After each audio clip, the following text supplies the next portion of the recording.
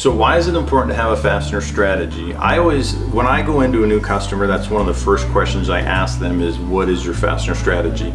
And a lot of times they just kind of look at me like, what do you mean? We buy nuts and bolts.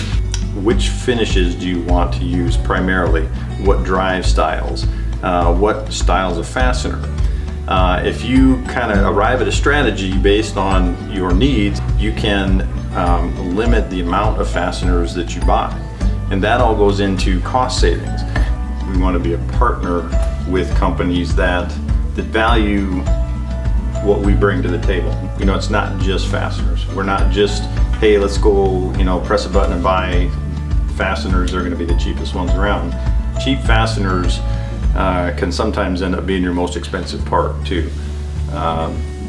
Don't be fooled by thinking that it's just nuts and bolts and that fasteners are just a commodity. There's a lot that goes behind it. Choosing the right fastener, using it the right way, using the correct assembly methods. That's where the engineering comes into place.